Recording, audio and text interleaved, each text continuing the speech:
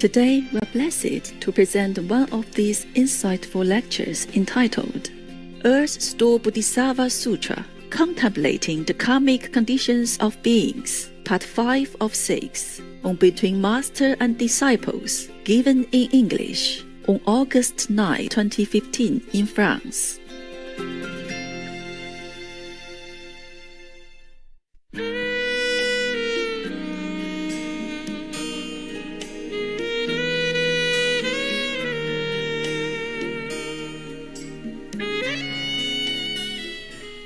The Arahant took pity on bright eyes and used an expedient device. He urged bright eyes, saying, "With sincere resolve, be mindful of pure lotus eyes, thus come one," in the Buddha, and also make carved and painted images of him. By doing so, both the living and the dead will be rewarded. That Buddha is still in the world, right? Yeah. Okay. So this is one of his disciples. This Arhat was a disciple of Pure Lotus Eyes, thus come one, when he is in the world, in this world, manifested in the world. Okay. So, Bright Eyes heard that, quickly renounced everything she loved, and swiftly commissioned painted image of the Buddha. Then she made offering before them. The reverence she felt moved her to tears, and she wept in grief as she beheld and bowed to the Buddha. Suddenly, near the end of the night, in a dream she saw that Buddha's body, dazzling gold in color and as large as Mount Sumeru, the big mountain in India, emitting great light. He said, the Buddha in the vision said to Bright Eyes, "Your mother will be born in your household before long, and as soon as that infant can feel hunger and cold, it will speak." Just born, and speak again. Shortly thereafter, a maidservant in the house bore a son who spoke before he was 3 days old. I ask you again, how come all the miracle happen in India? Same one before, right? Yeah.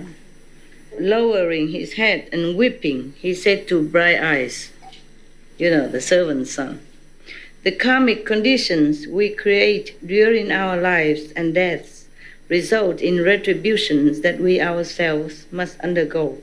I was your mother and have been in darkness for a long, long time. Since you and I parted, I have repeatedly fallen into the great hells. Upon receiving the power of your blessings, I have gained rebirth as a servant's child with a short lifespan." He's gonna die soon, 13 years from now, I will fall into the evil paths again. Do you have some way to free me so that I can avoid them? Meaning, although she's been rescued and reborn as a human child again, but she will, after she dies, at 13 years of age, she will go back to hell again, if nothing changes in between. At least she's given a chance, So maybe she can change. Because human's life is precious. Only being in human life, you can change your destiny easier. If you're in hell, then it's impossible. If you're in animals kingdom, also very difficult.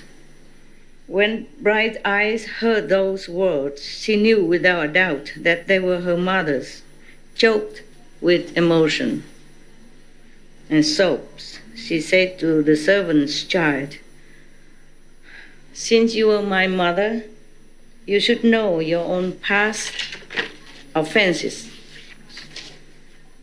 What karma did you create that caused you to fall into the evil paths, meaning to hell?" The maidservant's child answered, "I am undergoing retribution for 2 kinds of karma. First, killing, second, slandering. Yes. Had I not received the blessings you earned to rescue me from hell, I would not yet be released from that karma. Wow. Yeah? This is really filial to mother by doing this. So Bright Eyes ask, what happens in the hells when beings undergo retribution for their offenses? The maidservant's son, servant babies, answer, 3 days old and talking. The maidservant's sons answered, I can't bear to speak of the ways in which beings suffer for their sins. Even if I lived for 100,000 years, I would find it hard to talk about and finish it. When Bright Eyes heard that, she wept bitterly and spoke into space, saying, I vow that my mother will be released from the hells forever.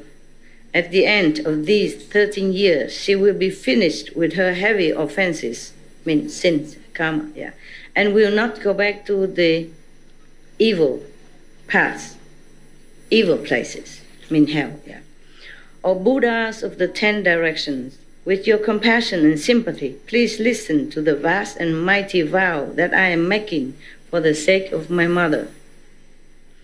If my mother will never again enter the 3 evil paths, lower birth, suffering birth, or also including health, never again be born into low stations, then here before the image of pure lotus eyes, thus come one.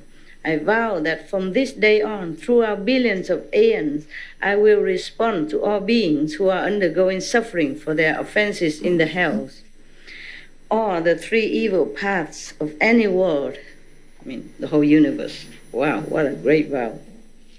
I vow to rescue them from the bad destinies of the hells, hungry ghosts, animals, and the like. Only after beings with such retributions have all become Buddhas will I myself achieve proper enlightenment. What a great vow. After making that vow, she clearly heard pure lotus eyes, thus come one, said to her, Bright Eyes, your own great compassion and sympathy is well extended to your mother by this mighty vow that you are making, just to rescue her mother. What a daughter, huh? My contemplation shows me that after 13 years, your mother will be finished with this retribution and will be born a Brahman with a lifespan of 100 years. Brahman, first caste of India. After that retribution, she will be born in the land of no concern with a lifespan of uncountable aeons. Wow. That means in that land you don't worry about anything. You be happy, have no concern, no worry. Later she will realize the fruition of Buddhahood and cross over people, meaning liberate people and God, numbering as sand grains in the Ganges. The mother will also become Bodhisattva or Buddha kind. Realize the fruition of Buddhahood means she became Buddha, the mother herself. Sakyamuni Buddha told Samadhi self-mastering king, the Arhat, whose blessings help Bright Eyes then, is now inexhaustible intention Bodhisattva. The mother of Bright Eyes is now liberation Bodhisattva. Bright Eyes herself is now Earth Store Bodhisattva. He has been extending his compassion and sympathy like that from distant aeons onward by making vows as many as Ganges sands to rescue vast numbers of beings. He make vow again and again, same one, to rescue others before he became Buddha. But now the Sakyamuni Buddha told him before, if you rescue as many beings as you can until that Buddha come out, then I will also certify you as Buddha again. So it's not limitless. Now he will become Buddha maybe Aeons of aeons of aeons, aeons of aeons of aeons later. Yeah. My God, what a patience. Men and women in the future may fail to do good deeds and only do evil, may not believe in cause and effect, may indulge in sexual misconduct and false speech, may use divisive and harsh speech, and may slander the great vehicle. Beings with karma like that should certainly fall into bad destinies. But if they encounter good and wise advisors who exhort them and lead them quickly to take refuge with the erstwhile bodhisattva, those beings will just as quickly be released from their retributions in the three evil paths.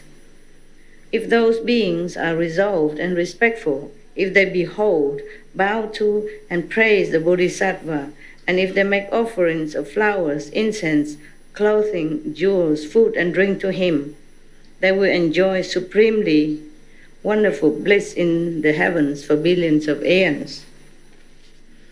When their blessing in heavens ends and they are born as humans, they will have the potential to be leaders of nations throughout billions of aeons, who are able to remember all aspects of causes and effects from previous lives. Wow, what a blessing. O Samadhi Self-Mastery King, erstwhile Bodhisattva has such inconceivable, great, awesome spiritual power that he uses expansively for the benefit of all beings. All of you Bodhisattvas should remember this sutra, this story, yeah, and proclaim and widely spread it. Samadhi Self-Mastery King said to the Buddha, "World-honored one, please do not be concerned. We billions of bodhisattvas, mahasattvas, based on the Buddha's awesome spiritual strength, will certainly proclaim this sutra widely throughout Jambudvipa for the benefit of beings, this planet." Having spoken thus to the world-honored one, Samadhi Self-Mastery King Bodhisattva put his palms together, respectfully bowed, and withdrew. At that time, the four heavenly kings arose from their seats, put their palms together respectfully, and said to the Buddha, "World-honored one, erstwhile Bodhisattva has been making such great vows from distant aeon onward. Why is it that up to now he has not yet finished taking being across, liberating all beings?" What kind of question? Even you can answer. No need ask Buddha, right? What would you say? Huh?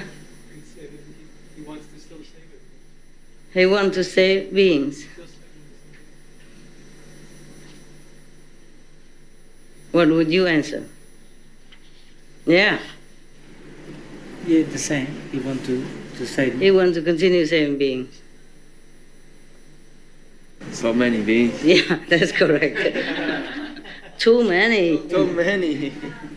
He wants. Yeah. And then they sin again and again, and then children born again, and grandchildren, and all that. And why does he continue to renew his vast and mighty vows? Please, world-honored one, explain that for us. The four heavenly kings don't know this? I wonder. So heavenly kings are not all that great, huh? Maybe they know, but they want to ask for the sake of others around there, and also for beings on this planet. Maybe they know, but they just ask for the sake of others who don't know, huh? Like the ghosts, and the assembly is great with all kinds of mixed beings, right? Not just kings of heavens, but ghosts, asura, yaksa king, all that. The Buddha told the four heavenly kings, "Excellent, excellent. Now to bring benefit to you and to extend that benefit to people and gods of the present and future, I will speak about how Earth-Store Bodhisattva uses his compassion and sympathy within the paths of birth and death in Jambudvipa, in the Saha world, to rescue, take a cross, and liberate beings who are undergoing sufferings for their offenses. The four heavenly kings replied, "Please, world-honored one, we would like to hear about his work." The Buddha told the four heavenly kings thus, "From distant aeons onward to the present, Earth-store Bodhisattva has been taking a cross and liberating numerous beings. Since what he vows to do is still not finished, he continues with compassion and sympathy to help beings suffering for their offenses in this world. Moreover, he sees the ceaseless tangle of their causes extending on through infinite future aeons. Because of that, he renews his vows again. Thus, in this Saha world, on the continent of Jambudvipa, this Bodhisattva teaches and transforms beings by means of billions of experience devices. He used countless means to help them." Let's check. Oh my God. More.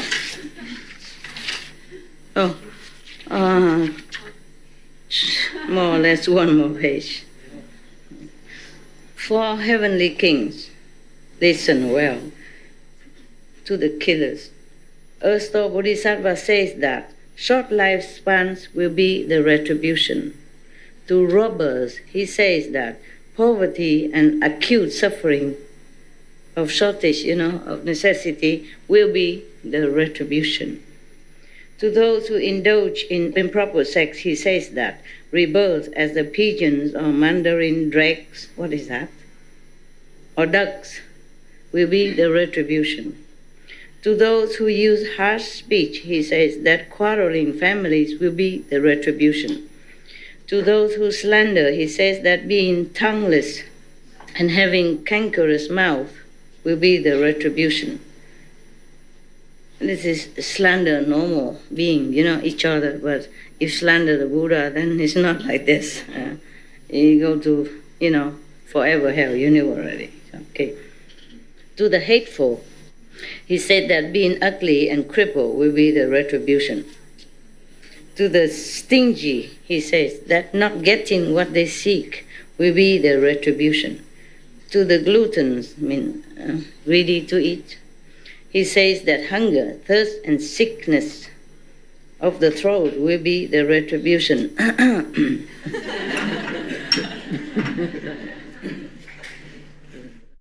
Let me choose. Good for the voice, huh? To those who oppose their parents, he says that being killed in natural disasters will be the retribution. Just to oppose your parents. Make them sad and, feeling hurt when the children disobedient and do bad things. So you will die in natural disasters.